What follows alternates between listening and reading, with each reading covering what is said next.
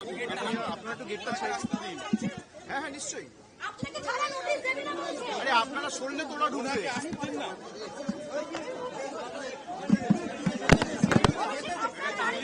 এনাকে আসতে দিন, আসতে দিন। ওনাকে আসতে দিন। আপনি আসুন, সামনে আসুন।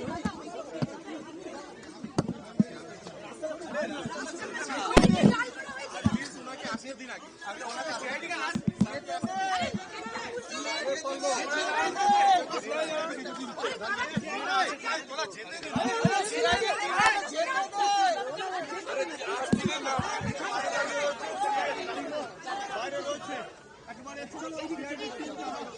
দাঁড়িয়ে রয়েছে। অভিষেক আপনার বাড়িতে সিআইডি বিধানসভায় সংবিধান সংক্রান্ত কেসে ওনাকে অভিষেক পুরসভাকে নোটিশ দিয়েছে।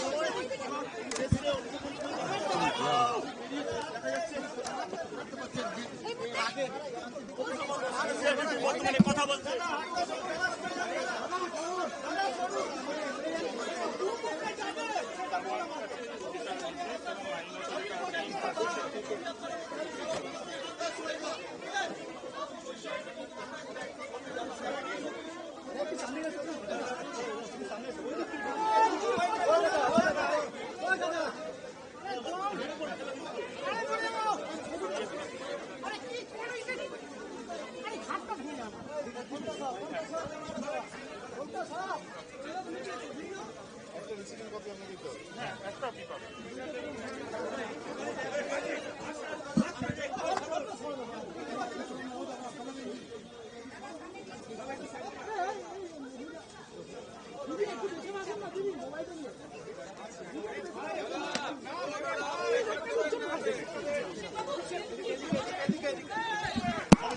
এদিকে আরে ভাই ধাক্কা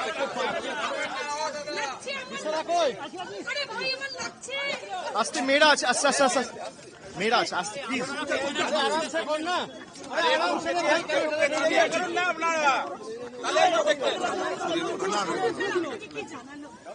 এক সেকেন্ড, ধাক্কাটা কি বন্ধু বলুন, আপনাদের কি প্রশ্ন আছে?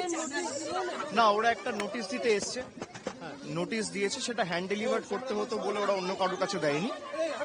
এখন প্রথমত ওদের কাছে বোধহয় ভুল তথ্য ছিল, জানেন আমি কোথায় থাকি। তদন্তকারী সংস্থা একটা কেসে তদন্ত করছে, সেখানে আমি 7 বছর ধরে কোথায় থাকি সেই তথ্য তাদের কাছে নেই। তো যাই হোক, তাদেরও চাকরি করতে হয়, আমি কাউকে দোষ দেবো না। তারা একটা নোটিশ নিয়ে এসছে, আমি নোটিশটা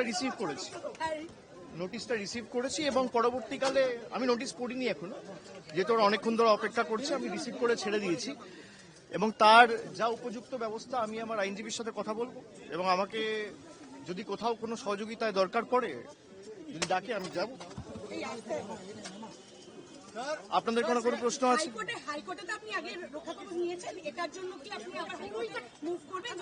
আমি নোটিশটা পড়িনি এখন, আমি পড়ি, আমি খালি রিসিভ, আপনারা দেখলেন আমি রিসিভ করে আপনাদের সাথে কথা বলতে এসেছি। আইনি সহায়তা নেবেন? নিশ্চিতভাবে আমার আইনি সহায়তা নেওয়ার অধিকার আছে এবং আমি আমার আইনজীবীর সাথে কথা বলবো, তারা যে পরামর্শ দেবে, এবং আমার তো লোকানোর কিছু নেই। আমি বিগত দিনেও যখন আমাকে ইডি, সিবিআই, এমনকি দিল্লিতেও ডেকেছে, আমি সবসময় তদন্তে সহযোগিতা করেছি, কোঅপারেট করেছি। এখানেও আমাকে যখন ডেকেছে নবজোয়ারের সময়, আমার পদযাত্রা আটকে, কর্মসূচি আটকে, একবার সিবিআই ডেকে পাঠিয়েছে, একবার ইডি ডেকে পাঠিয়েছে, আমি গেছি। আমি সব মিলিয়ে কিছু না হলেও প্রায় 10 থেকে 12 বার দিল্লি কলকাতা মিলিয়ে এদের কাছে অ্যাপিয়ার করেছি।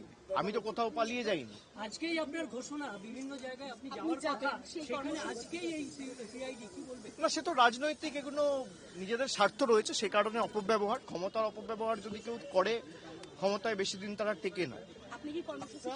আমি নিশ্চিতভাবে যাব, আমার পূর্ব ঘোষিত কর্মসূচি রয়েছে। আমি বেলেঘাটাতেও গেছিলাম সকালে এবং আমার বিকেলে সোনারপুরে যাওয়ার কথা রয়েছে।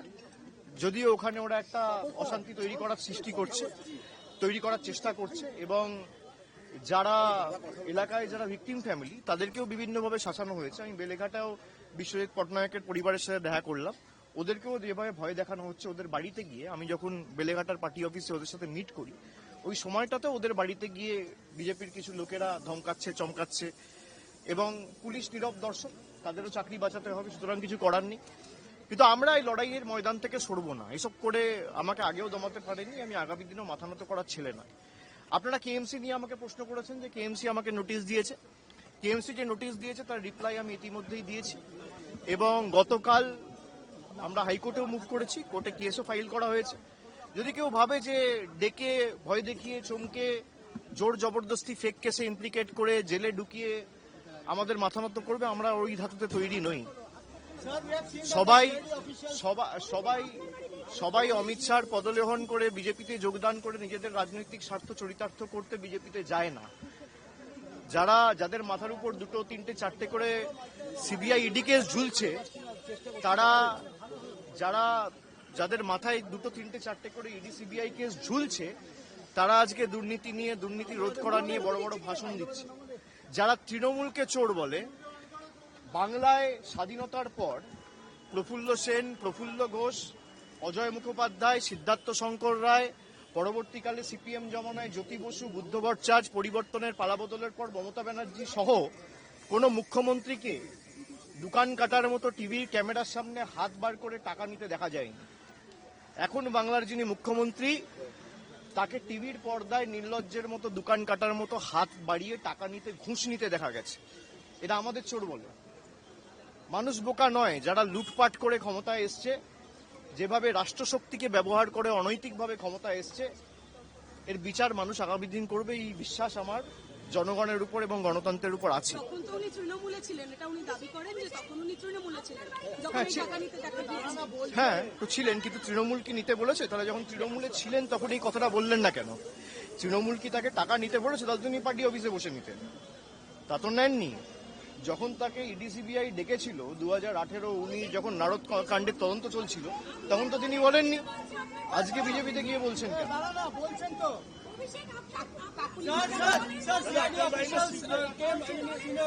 बता दिया ना भैया, क्या बात हुआ सर उनसे? कुछ नहीं, उनको एक नोटिस देना था।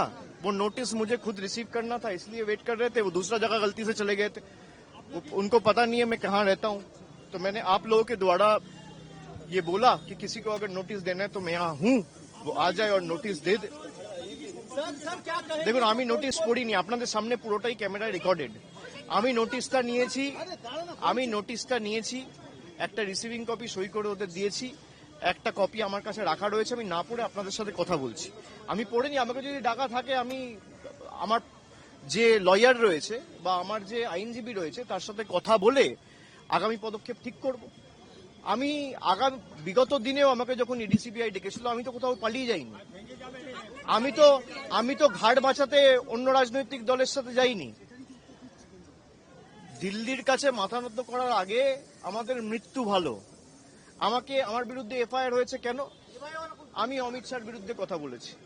অমিত শাহ যখন বলছে যে উল্টা করকে লটকা দেগা, তখন থানা এফআইআর নেয় না। যখন বিজেপির বিধায়করা বলে 6 ফুট গর্ত করে পুঁতে দেবো, তখন কোনো ব্যবস্থা নেওয়া যাবে না, তখন সব চুপ। যখন বিজেপির বিধায়করা বলে যে চামড়া গুটিয়ে দেবো, অমুক করে দেবো, তাই করে দেবো, রোগড়ে দেবো, এমুক করবো, তাই করবো, তখন কোনো ব্যবস্থা হয় না। আপনি থানায় যান, এফআইআর নেবে না। না, আমি রিপ্লাই আমার থেকে শুনুন, কেএমসি একটা নোটিশ দিয়েছে যে আপনার বাড়িতে ডিভিয়েশন আছে, এবং আমাকে যে নোটিশটা দিয়েছিল ওখানে লেখা রয়েছে enclosed, please find the brief with regard to the deviation and other details. কিন্তু কোন রকম কোনো ব্রিফ বা কোনো ডিটেলস আমাকে জমা দেওয়া হয়নি। এবার যখন তারা নোটিশটা সার্ভ করতে এসেছিল, আমার কাছে পুরো সিসিটিভি ফুটেজ রয়েছে যে তারা কোনো ডিভিয়েশন বা ব্রিফ ছাড়া খালি নোটিশটা লাগিয়ে চলে গেছে। আমি তার রিপ্লাই দিয়েছি এবং আইনত আমি টেক আপ করে গতকাল হাইকোর্টে মামলা ফাইল করেছি। मामला विचाराधीन, कोर्टे विचारो। सर, आपके खिलाफ एफआईआर भी किया गया है अमित शाह के पर बोलने के लिए। भाई करने दो, जो करना है करे, जो करना है करे। अगर बीजेपी को लगता है, भाई पहले आप ये पहले समझ लो कि पहले ईडी सीबीआई थे, अब बंगाल पुलिस और कोलकाता पुलिस आ गया, साथ में केएमसी आ गया। पहले 2-3 इन्वेस्टिगेटिंग एजेंसीज थे, अभी 5 है। उनको लगता है कि भाई 5-6 एजेंसीज को लगाऊंगा और इसको कैसे भी भाई गुमराह करके सर झुकवाऊंगा। मैं वैसा आदमी नहीं हूं। आप गला भी काट देंगे, आप कुछ भी कर लो, आपको 10 बार सोचना पड़ेगा, आपको 7 बार जन्म लेना पड़ेगा मुझे झुकाने के लिए। हम लोग तो गद्दार नहीं है हम लोग আরে ক্ষমতা থাকলে গ্রেফতার করে নিয়ে যাক আপনি কি ভাবেন আমাদের सर আমি আইনত লড়বো আপনি ফলস কেসে ইমপ্লিকেট করে আমাকে গ্রেফতার করবেন আপনি গ্রেফতার করে নিয়ে যান সিআইডি আপনার ইডি আপনার সিবিআই আপনার কলকাতা পুলিশ আপনার ওয়েস্ট বেঙ্গল পুলিশ আপনার নিয়ে যান আমি তো পালিয়ে যাচ্ছি না আমি এখানে আছি আপনাদের প্রশ্ন ফেস করছি सर पोस्ट पोल वायलेंस में जो लोग पीड़ित हैं उनके साथ आज मुलाकात करने जाएंगे सर क्या अवस्था में अभी है मैं गया था सुबह एक परिवार से मिला था अभी फिर आधे घंटे 1 घंटे में निकलूंगा दूसरा एक परिवार से सोनारपुर में भी मिलने जाऊंगा सर ये होल्डिंग सेंटर्स के ऊपर क्या कहना है होल्डिंग सेंटर्स जो सेटअप किया गया है वो सर होल्डिंग सेंटर्स के ऊपर सर होल्डिंग सेंटर्स আপনার কানে কানে বলেছে আপনার কানে কানে বলেছে দল সমষ্টিগত পরিবার দলে আলোচনা করার সুযোগ রয়েছে অনেকে আলোচনা করছে দলের ভিতর অনেকে সমালোচনা করছে আমি পুরোটাকেই স্বাগত জানাচ্ছি सर होल्डिंग सेंटर के ऊपर क्या कहना है सर उसमें इलीगल है कोई रूल फॉलो नहीं करके किया गया है